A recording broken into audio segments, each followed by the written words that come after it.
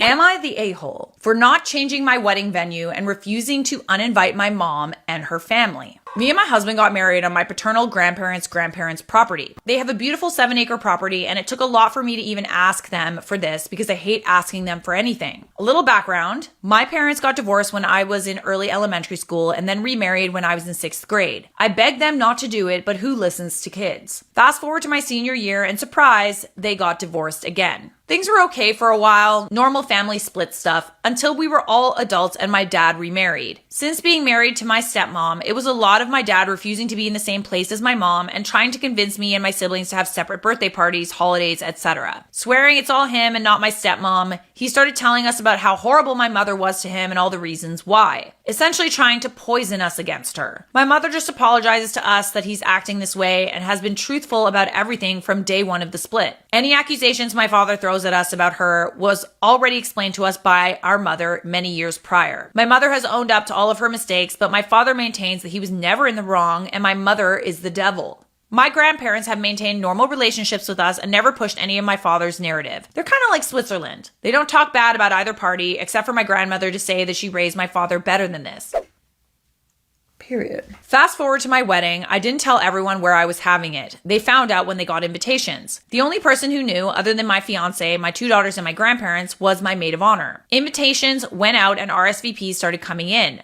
A few weeks went by and I hadn't heard from my dad, stepmom, or stepbrother. No call or even a text. So I tried to call my dad. No answer. I called my stepmom and man, it was interesting. She began by informing me how my father was distant because he was angry that they didn't know about the venue change before we sent the invites. That I should have asked him if he was okay with it first. Okay. Is it his parents or your mom's parents? I apologized, but reminded her it was ultimately our decision where the wedding was held since we were the ones paying for it. Dad kept telling me he'd help, but I never saw a penny. That I didn't need anyone's permission except for my grandparents who were thrilled to have everyone there. She started going off, insisting my mother knew before them and how I knew I was doing something wrong. She said that's why I didn't tell them. She then proceeded to tell me that I was embarrassing my father by having my mother and her family attend a wedding at his parents' house.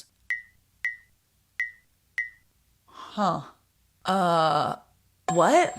To which my teenage daughter replied, he's embarrassing himself by acting like a child. There was a lot of shouting back and forth and my stepmom called me a spoiled B-word.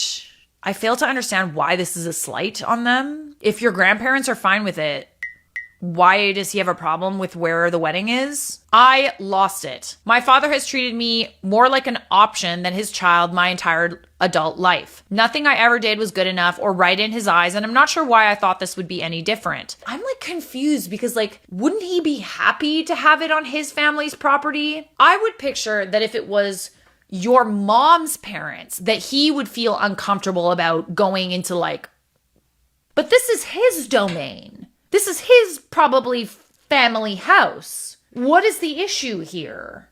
With certain people, there's literally nothing you can do or say. It's ultimately any decision or anything you say will be taken the wrong way. They'll always find something wrong with it. Ultimately, the call ended with me doubling down, calling her a psychotic B-word, not my finest hour, and making sure she knew the wedding would take place, how and where it was planned to. As we got closer to the wedding, I attempted to contact my father a few more times with little to no response. On the day of my wedding, he didn't show up, not even so much as a call. My, sick at the time, grandfather walked me down the aisle in the rain. The day was perfect and beautiful, and we even had our picture taken under a rainbow. Oh my god, I just got goosebumps.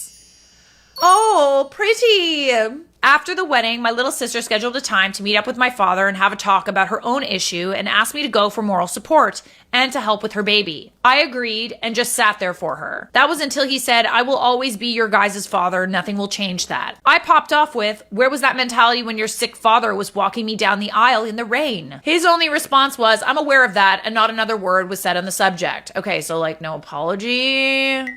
Yes, I'm aware. Cool. It's been 2 years this month and my stepmom has blocked me from everything, and I've only ever heard from my father a couple of times, but haven't had any substantial conversation. I've tried to get him to meet up and talk to me a couple of times, but he always had other plans or just didn't respond, so I gave up. I genuinely don't think that you should be the one trying to salvage the relationship. It should be him. It's also noteworthy to mention that my dad and stepmom have also cut off contact with all 4 of my siblings over some sort of disagreement or another. If you're the common denominator, the problem is you. They've also stopped coming to any holidays or my grandparents' house or any function any of us kids are at. So much so that my dad came back from a fishing trip with an infection and ended up with sepsis, and we didn't find out until a week after he was discharged and back home. So am I the a-hole for not moving the venue or uninviting my mom and her family? Is that what this is about? Did I cut ties with my father over nothing, or was this just the icing on the cake that was our relationship? You didn't really cut ties with your father. I think he cut ties with you.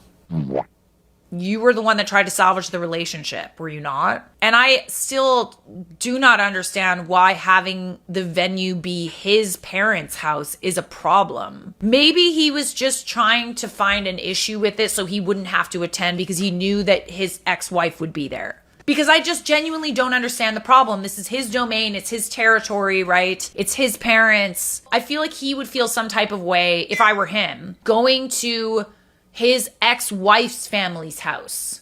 I fail to understand why this is an issue. I bet you anything that he was trying to get out of seeing her. And so he made up a problem. You're not the a-hole, and I think it's pretty obvious just based on how he doesn't have a relationship with any of your siblings because of behavior, his own behavior. It's just...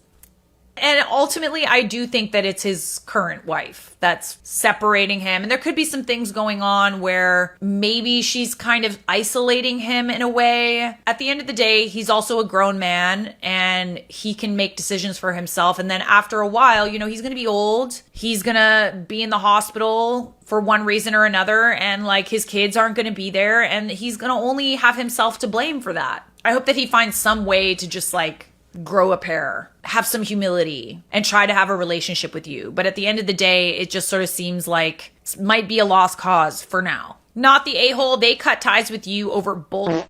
Keep the door firmly closed. A loving father would never miss his daughter's wedding. His excuses are made up nonsense. This is what I'm saying. Like, I literally don't understand the problem. They're both always looking for something to be mad about. Let them feed off of each other instead of you. I know a couple like this, and they're so unbelievably negative. They take any form of a slight, anything that could be perceived as a slight, and they just fester with each other. They just like, you know, if anybody hurts them or their spouse, then they cut that person off, then they cut this person off, and then each other are all they have. But then it becomes an issue when the negativity is pointed toward each other because they have no one else to cut off. And I think that will probably happen based on my understandings of relationships like this. You are not the a-hole, my friend.